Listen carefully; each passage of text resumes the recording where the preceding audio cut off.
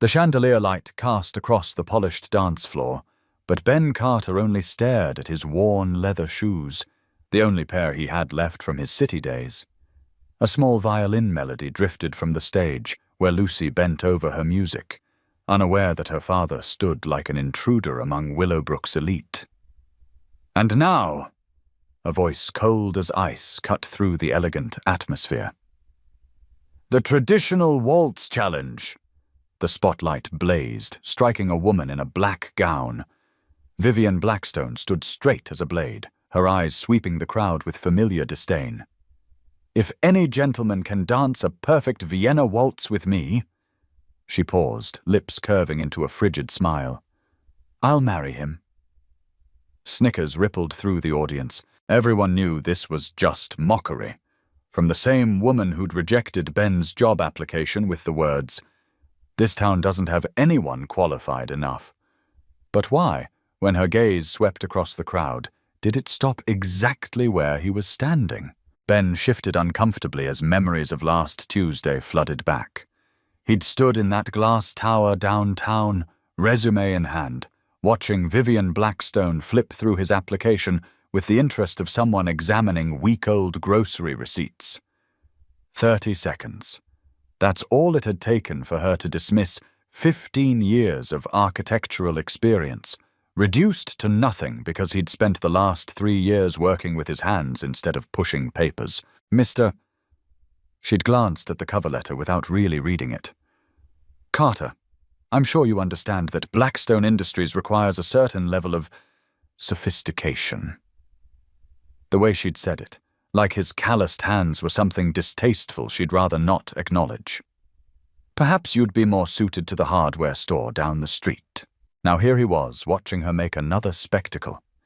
The annual Willowbrook Charity Gala was supposed to be about raising funds for the children's music program, the only reason Ben had scraped together enough money for a ticket.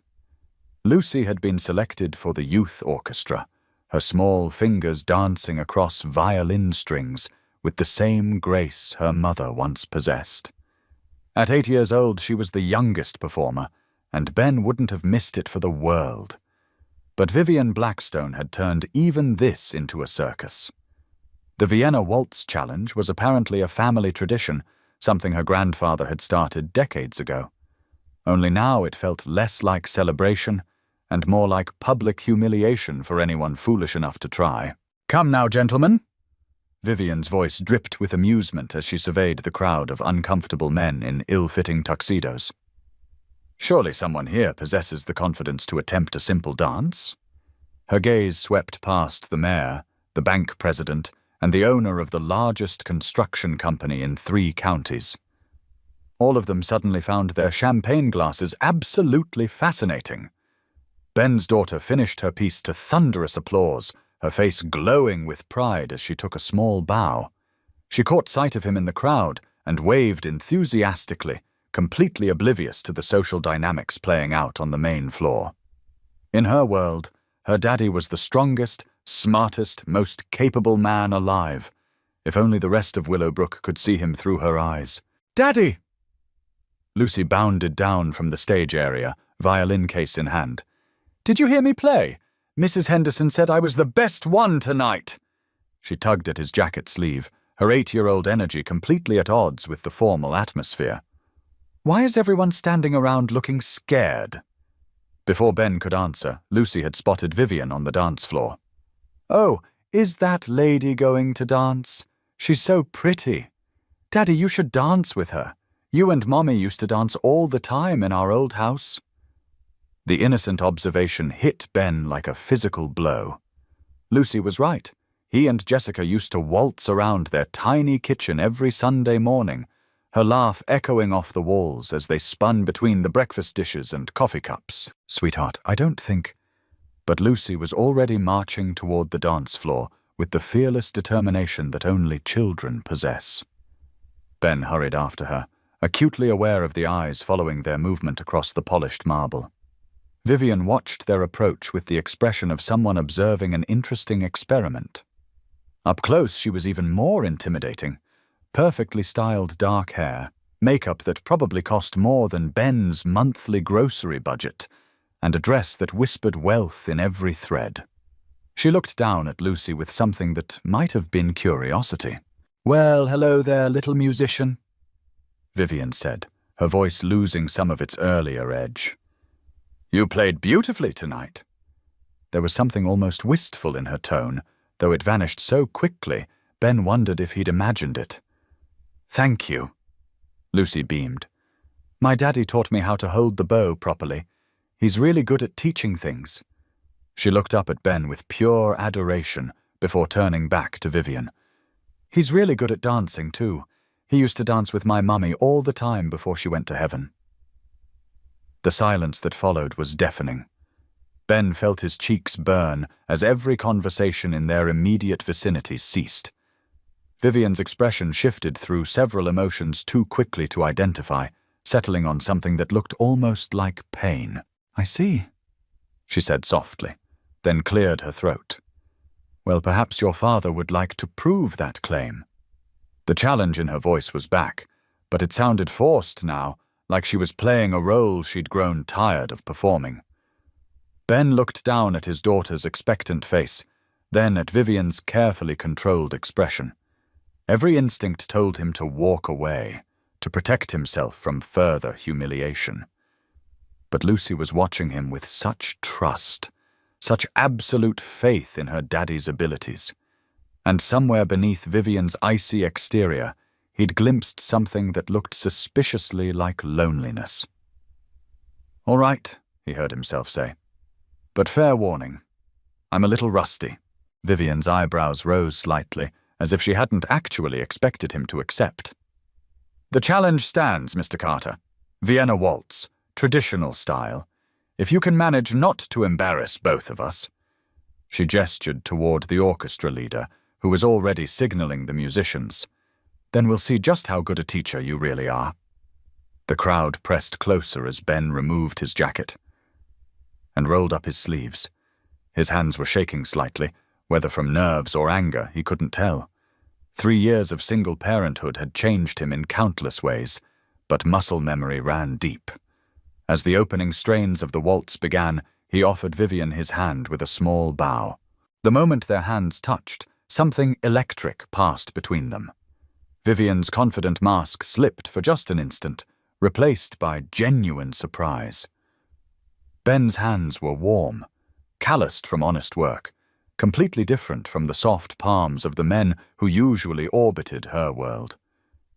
There was strength there, carefully controlled, and something else she couldn't quite identify. Then the music swelled, and Ben began to lead. It was like stepping back through time. Every Sunday morning with Jessica came flooding back. The way she'd laughed when he spun her too fast, the gentle corrections she'd offered when he missed a step, the pure joy of moving together in perfect harmony. His body remembered what his mind had tried to forget.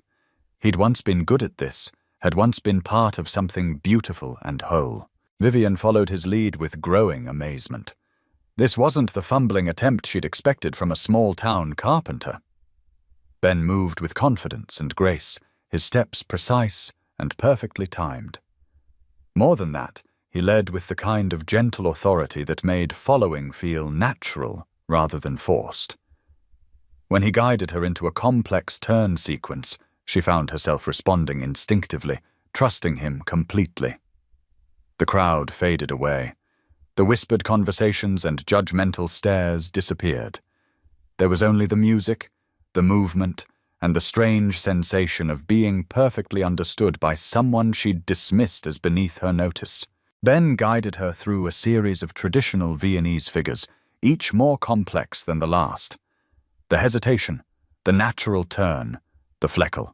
Movements that required not just technical skill, but genuine partnership. And somehow, impossibly, they moved as one. Vivian felt herself relaxing into the dance in a way she hadn't experienced in years, maybe ever. This wasn't about display or competition. This was about connection, about two people creating something beautiful together. When the music finally ended, they stood frozen in the final pose for several heartbeats. The ballroom was completely silent. Ben's arms were still around Vivian's waist, her hand still resting on his shoulder. They were both breathing hard, not from exertion, but from the intensity of what had just passed between them. Vivian looked up into Ben's eyes and saw something that shook her to her core.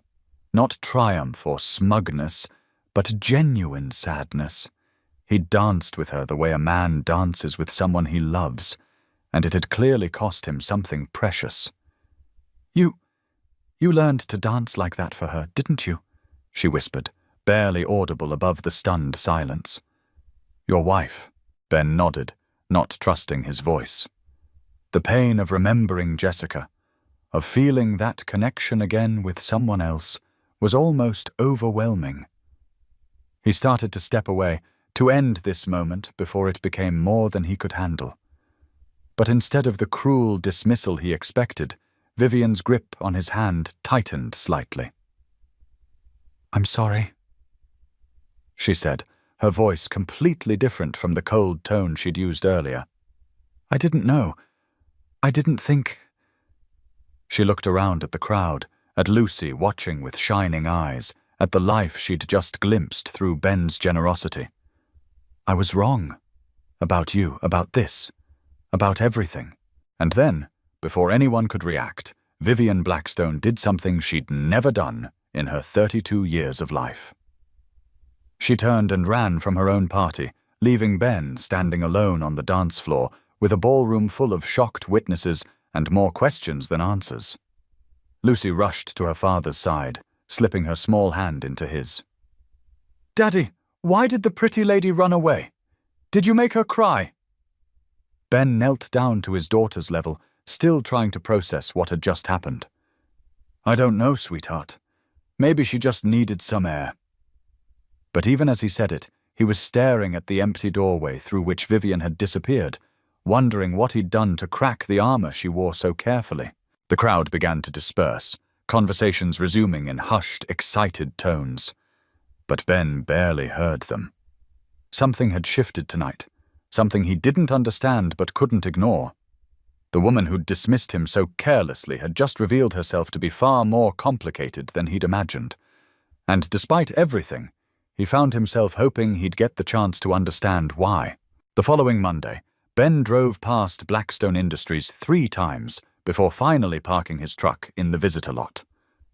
The glass tower looked even more intimidating in broad daylight, its mirrored surface reflecting the blue Connecticut sky like an impenetrable wall.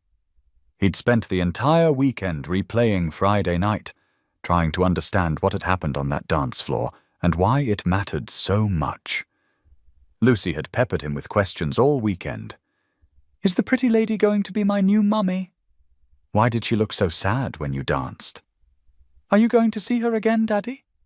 Each innocent inquiry had twisted something deeper in his chest, forcing him to confront feelings he'd tried to bury since Jessica's death. The lobby receptionist, a efficient-looking woman in her 40s, looked up as Ben approached the marble counter. "I'm here to see Ms. Blackstone," he said, suddenly aware of how his work clothes looked against all the polished steel and glass. "Do you have an appointment, sir?" "No, but—" "I'm sorry, Ms. Blackstone doesn't see anyone without an appointment. If you'd like to schedule something, I can have someone from HR call you next week." Ben was about to argue when the elevator chimed behind him. Vivian stepped out, looking every inch the powerful executive in her tailored grey suit and perfectly styled hair. But when she saw him standing at the reception desk, something flickered across her face. Surprise. Maybe even relief. "Mr. Carter." She approached with measured steps, her business mask firmly in place. "What brings you to Blackstone Industries?" "I wanted to talk to you. About Friday night." He was acutely aware of the receptionist's curious gaze, of the other employees moving through the lobby. "About what happened after we danced." Vivian was quiet for a long moment, studying his face as if trying to solve a particularly complex equation. "Walk with me," she said finally, gesturing toward a hallway that led away from the public areas. They walked in silence past conference rooms and executive offices until Vivian stopped at a door marked with her name. Her office was everything Ben had expected. Floor-to-ceiling windows, furniture that probably cost more than his truck, awards and accolades covering one entire wall. But what caught his attention was the single photograph on her desk. A little girl with blonde hair and a violin, maybe 5 or 6 years old. "She's beautiful," Ben said softly, understanding flooding through him. "What was her name?" "Lucy." Vivian's voice was barely above a whisper. "Her name was Lucy." The pieces fell into place with devastating clarity. "That's why you ran. It wasn't about the dancing at all." Vivian sank into her chair, suddenly looking far younger than her 32 years. "She died 5 years ago. Leukemia. She was everything." She touched the photograph gently. "She loved music, just like your daughter. Always talked about learning to dance, about having a beautiful wedding someday, where she could waltz with her husband just like in the fairy tales." Ben sat down across from her, his heart breaking for this woman who'd lost so much. "I'm so sorry. I had no idea." "How could you? I don't exactly advertise my personal tragedies." Vivian's professional mask was cracking, revealing glimpses of the grief she'd carried alone for so long. "When I saw your Lucy on that stage, when I heard her play, it was like seeing a ghost. And then when you danced with me, the way you moved, the way you made me feel." She stopped, unable to finish. "Safe," Ben said quietly. "You felt safe. I haven't felt that way since before she got sick. For 2 years, I watched my baby girl fade away, and there was nothing I could do to stop it. Nothing my money or my connections or my business savvy could fix." Tears were streaming down her face now, years of carefully controlled emotion finally breaking free. "After she died, I threw myself into work because it was the only thing that made sense anymore, the only thing I could control. And now? Now I don't know anything anymore." She looked at him with naked vulnerability. "You waltzed into my perfectly ordered life and turned everything upside down in 3 minutes. Made me remember what it felt like to be human instead of just functional." They sat in silence for several minutes, the weight of shared loss settling between them. Finally, Ben spoke. "The job application. You rejected it because you reminded me of everything I'd lost. You were this devoted father, clearly loving your daughter the way I'd loved mine. It hurt too much to have that in my face every day." She wiped her eyes with a tissue, trying to regain some composure. "I was protecting myself by pushing you away." "And the waltz challenge?" A ghost of a smile crossed Vivian's face. "Honestly, I thought it would be harmless. A little entertainment at the expense of the local yokels who think they're sophisticated enough to dance with a Blackstone."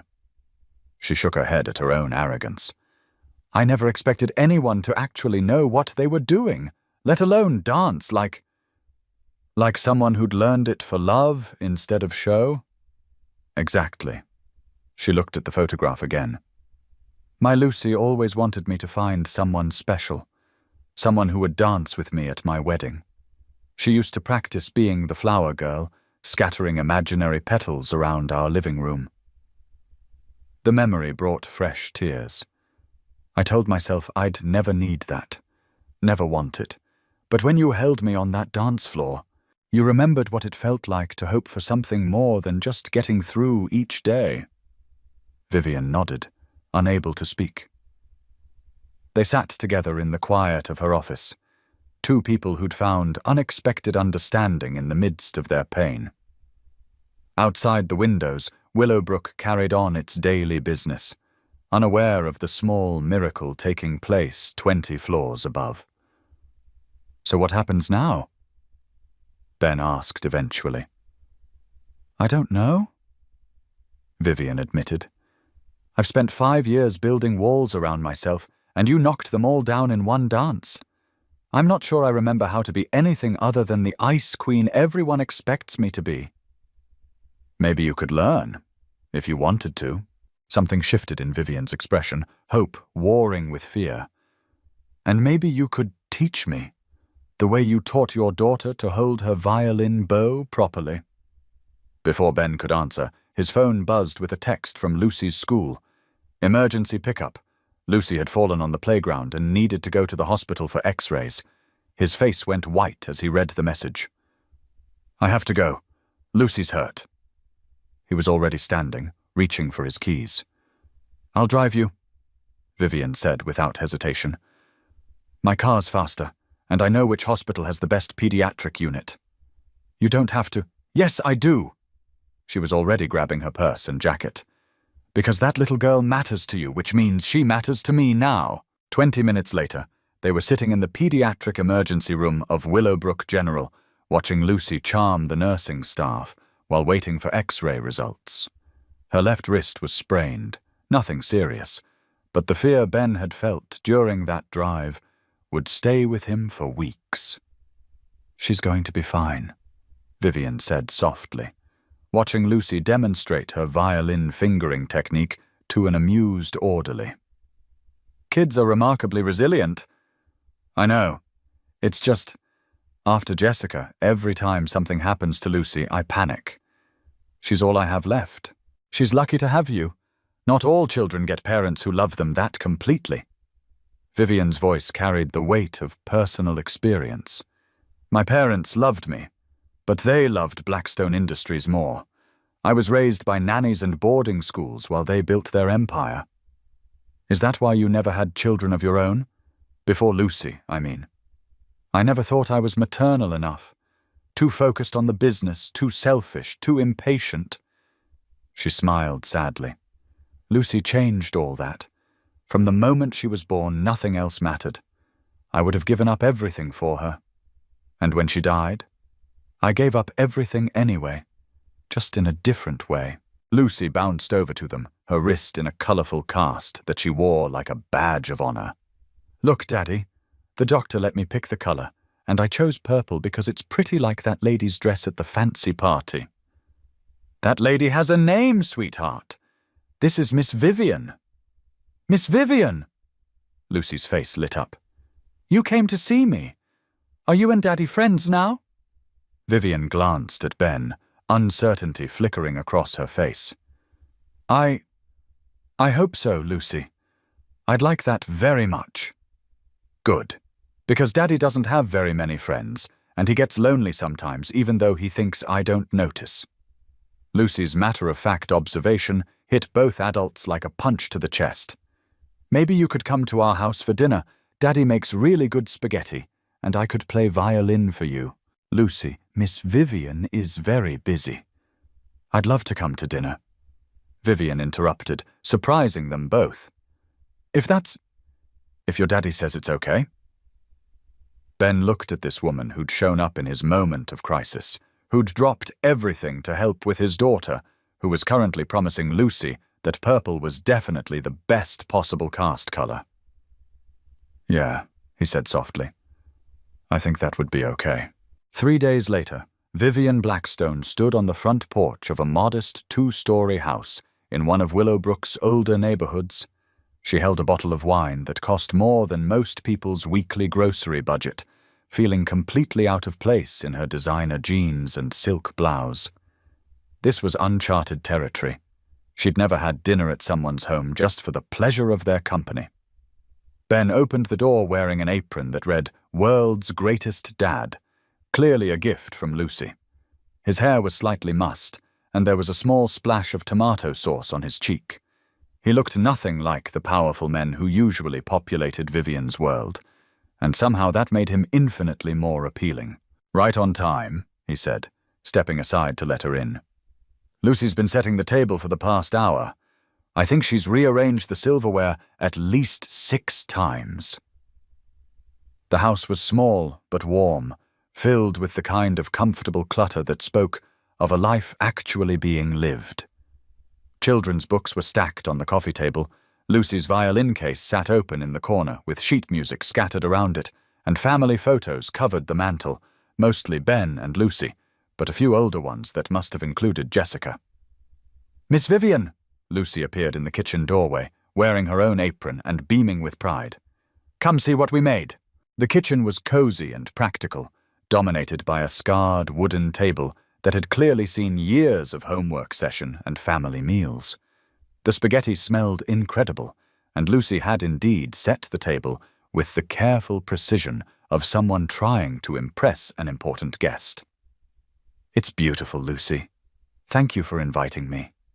They sat down to dinner, and for the first time in 5 years, Vivian found herself part of a family meal. Lucy chatted about school and friends and her plans to perform in the winter concert, while Ben added gentle corrections and asked follow-up questions with the practiced ease of an engaged parent.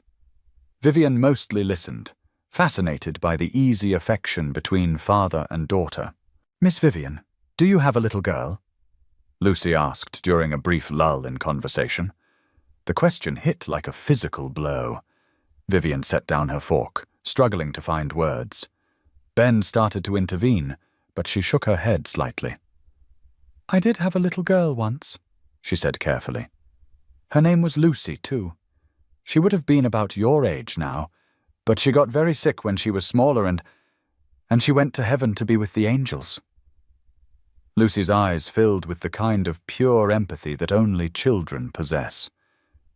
That must make you very sad. I bet you miss her a lot.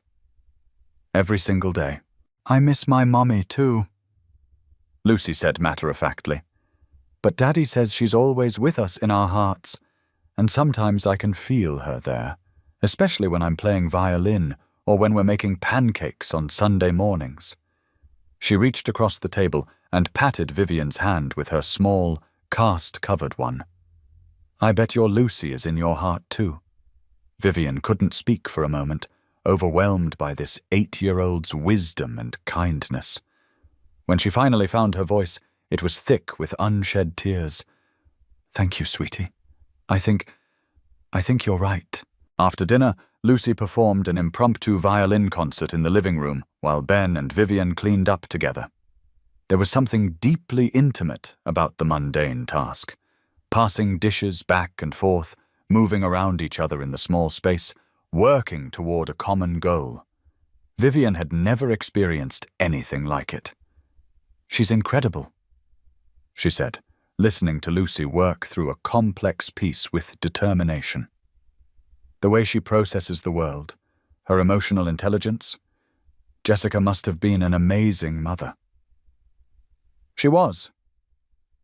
Ben handed Vivian a dish towel. But some of that is just Lucy. She's always been special, even before... He paused. How are you doing? With all of this, I know it can't be easy.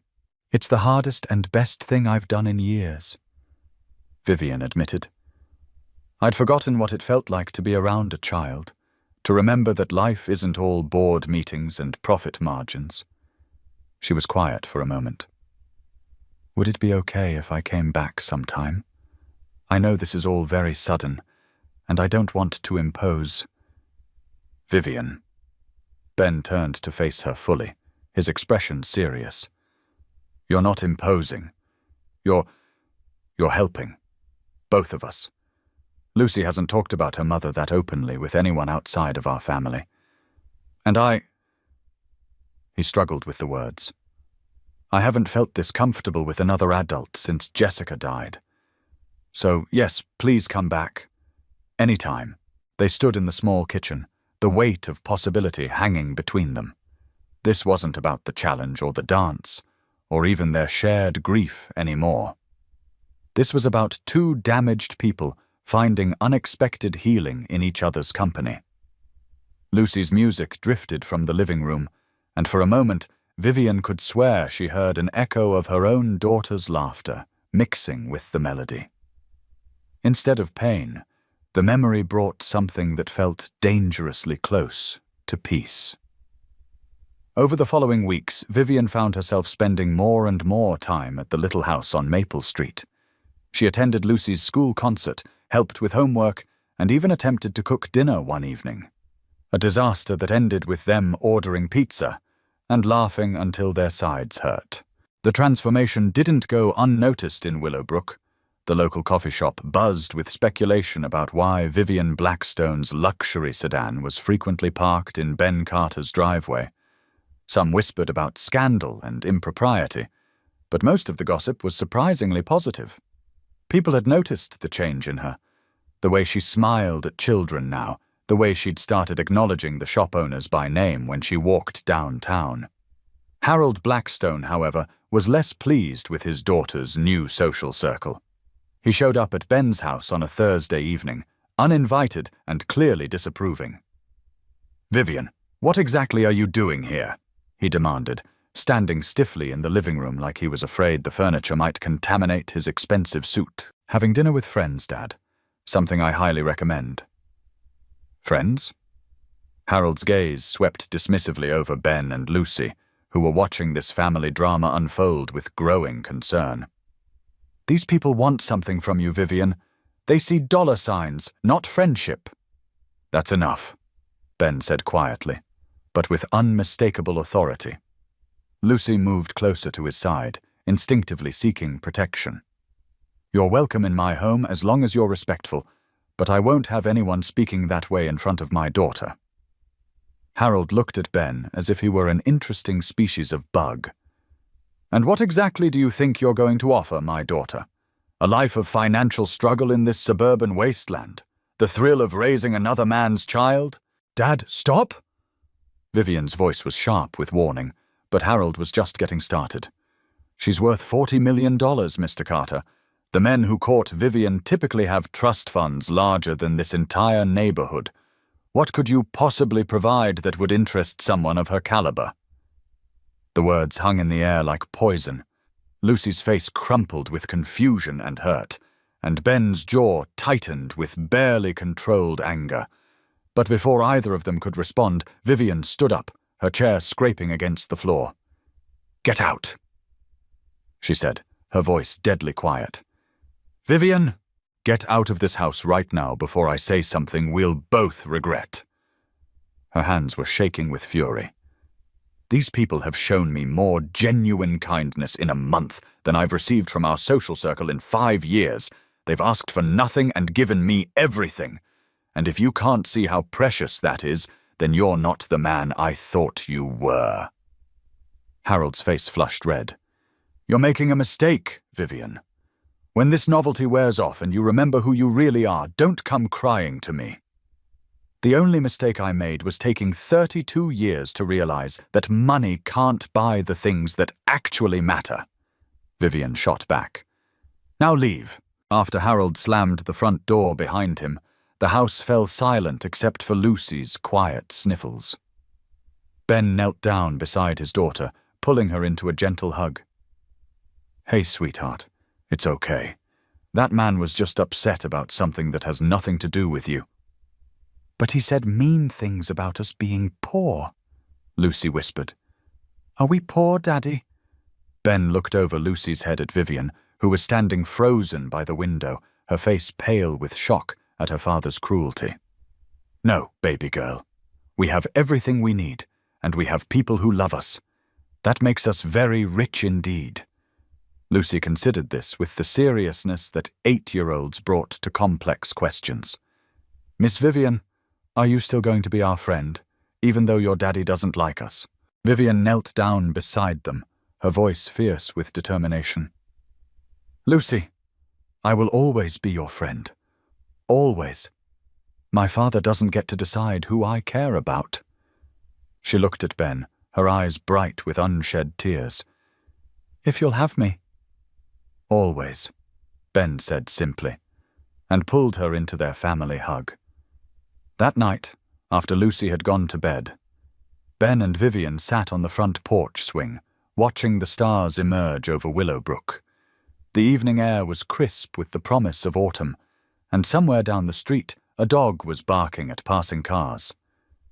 "I'm sorry about my father," Vivian said eventually. "He's not usually quite that horrible, but he's been getting worse since I started spending time here." "He's scared," Ben observed. "Scared of losing control over you. Scared that you might choose a different life than the one he planned." "Maybe." Or maybe he just genuinely believes that money and status are the only things that matter. She pulled her knees up to her chest, looking younger than her years. For most of my life, I believed that too. What changed? You did. Both of you. She glanced toward the house, where Lucy's nightlight glowed in the upstairs window. That little girl in there sees the world so clearly, without any of the filters that adults use to complicate everything. When she looks at me, she doesn't see Vivian Blackstone, CEO.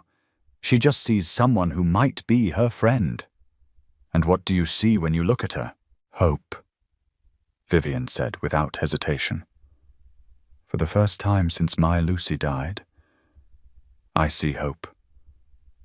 Not that I could ever replace what I lost, but that maybe I could be part of something beautiful again. Ben was quiet for a long time, processing the weight of what she'd just shared. What about when you look at me? Vivian turned to face him fully, her expression serious. I see someone who knows what it means to love completely, to sacrifice everything for the people who matter. I see someone who's strong enough to be gentle, successful enough to be humble. She paused. I see someone I could fall in love with, if I let myself. And are you going to let yourself? I don't know if I remember how. She was crying now, quiet tears that reflected the porch light. I've been numb for so long, Ben. What if I can't feel things the way other people do anymore? Ben reached over and took her hand, marveling again at how small it felt in his work-roughened palm. You're feeling things right now, the way you've been with Lucy, the way you stood up to your father. That's not numbness, Vivian. That's someone coming back to life. They sat together in comfortable silence, holding hands like teenagers, until Vivian finally spoke again. There's something else. Something I should probably tell you. What? The night of the gala when I made that ridiculous marriage proposal, it wasn't entirely a joke. She wouldn't meet his eyes. I mean, it started as one. I thought it would be amusing to watch the local men make fools of themselves, but when you actually took the challenge seriously, when you danced like that... She took a shaky breath. For a moment I found myself thinking that maybe, just maybe, someone like you might actually be able to keep a promise like that. Ben felt something shift inside his chest, a door he'd kept locked since Jessica's death creaking open just a fraction.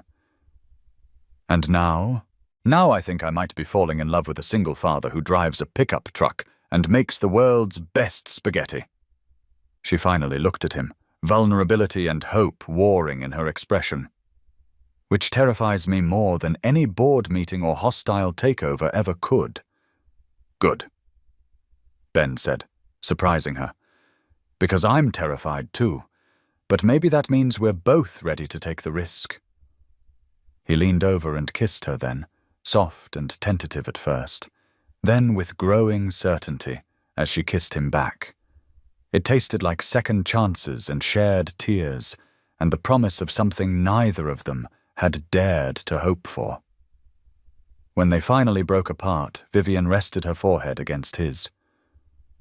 So what happens now?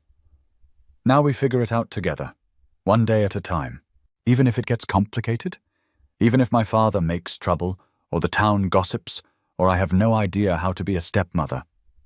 Especially then. Ben smiled, remembering another woman who'd been terrified of loving him completely. That's when you know it's worth fighting for. 6 months later, on a perfect spring morning, Vivian Blackstone became Vivian Carter in a small ceremonial at Willowbrook Community Church. She wore her grandmother's simple pearl necklace instead of diamonds, and Lucy served as maid of honor in a yellow dress that made her look like sunshine personified. The reception was held in the church fellowship hall, decorated with flowers from local gardens and filled with the kind of people Vivian had once dismissed as small town. Mrs. Henderson from the coffee shop had made the wedding cake. 3 layers of vanilla with strawberry filling that tasted infinitely better than anything a fancy caterer could have provided. Pastor Williams officiated with warmth and humor, and the local string quartet played music that filled the simple space with joy. Harold Blackstone was notably absent, having made his disapproval of the union crystal clear in a series of increasingly cold phone calls. But his absence couldn't diminish the celebration. If anything, it freed Vivian to be completely herself, not the CEO or the socialite, but simply a woman in love, surrounded by people who cared about her happiness rather than her net worth. When it came time for the traditional first dance, the quartet began playing the familiar strains of a Vienna waltz. Ben offered his hand to his new wife with the same gentle confidence he'd shown that night at the gala, and Vivian took it with none of her former hesitation. This time, when they danced, there were no challenges or judgments, no crowds of strangers watching for entertainment. There was only love, pure, simple, and completely genuine. As they moved together across the small dance floor, Lucy clapped enthusiastically from her seat at the head table, her face glowing with the particular joy that children feel when the adults they love are happy. "Any regrets?" Ben whispered as he spun Vivian gently under his arm. "Only that it took us so long to find each other," she whispered back. The music swelled around them, and other couples joined them on the dance floor. Neighbors and friends, people whose names Vivian now knew, whose stories she'd learned over shared dinners and community events. This was what family felt like, she realized. Not the cold efficiency of board meetings or the calculated networking of charity galas, but this warm circle of people who chose to love each other simply because they could. As the song ended and the guests applauded, Lucy ran up to them with her arms outstretched. Ben and Vivian scooped her up between them, the three of them laughing as they swayed to the next song. In that moment, surrounded by love and music and the promise of all the ordinary, extraordinary days to come, Vivian felt a presence beside her, gentle as a whisper, warm as sunlight. Her first Lucy, she realized, approving from whatever realm angels inhabited, blessing this new beginning with all the love that death could never diminish. Later that evening, as the guests departed and the cleanup was finished, the three of them sat on the front porch of their house, no longer Ben's house or Vivian's refuge, but their home. Lucy had fallen asleep between them, exhausted by the day's excitement, her yellow dress wrinkled and her flower crown slightly askew. She wanted to stay up for the honeymoon discussion, Ben said quietly, smoothing his daughter's hair. "What honeymoon discussion?" "The one where I tell you that I couldn't think of anywhere I'd rather be than right here, with both my girls, watching the stars come out over Willow Brook." Vivian leaned against his shoulder, marveling at how perfectly she fit there. "I love you, Ben Carter. Both of you, more than I ever thought possible." "We love you too, Mrs. Carter." The title still sounded strange to her ears, but it felt right in her heart. She thought about the woman she'd been 6 months ago, cold, controlled, living behind walls built of money and loss and fear. That woman had offered marriage as a cruel joke, never dreaming that love might actually be possible. Now she understood that the best promises weren't made lightly or in mockery, but discovered slowly, built day by day through small acts of kindness and trust. The Waltz Challenge had brought them together, but it was everything that came after, the dinners and conversations, the shared fears and hopes, the gradual opening of 2 wounded hearts, that had made them a family. As if sensing her thoughts, Lucy stirred in her sleep and mumbled, "Mommy Vivian?" It was the first time she'd used the title, and it hit Vivian like a physical blow, not of pain this time, but of overwhelming love. She kissed the top of Lucy's head, tasting the sweetness of belonging. "Yes, sweetheart, I'm here. Will you teach me to waltz like you and Daddy, for when I get married someday?" "I'd be honored to." Lucy smiled in her sleep, and Vivian understood that this was what healing looked like. Not the erasure of past pain, but the gentle integration of loss and love, memory and hope. Her first Lucy would always be part of her story, and now this Lucy would be too, not as a replacement, but as a new chapter in a tale that was far from over. The stars emerged one by one over their small town, and Vivian Blackstone Carter, once the loneliest woman in Connecticut, held her family close and marveled at the beautiful ordinary miracle of belonging somewhere, to someone, completely and without reservation. Sometimes the best promises were the ones you never saw coming, offered not in grand gestures, but in the quiet accumulation of everyday love. And sometimes, if you were very lucky, a challenge meant to wound could become a gift that healed everything you thought was broken beyond repair.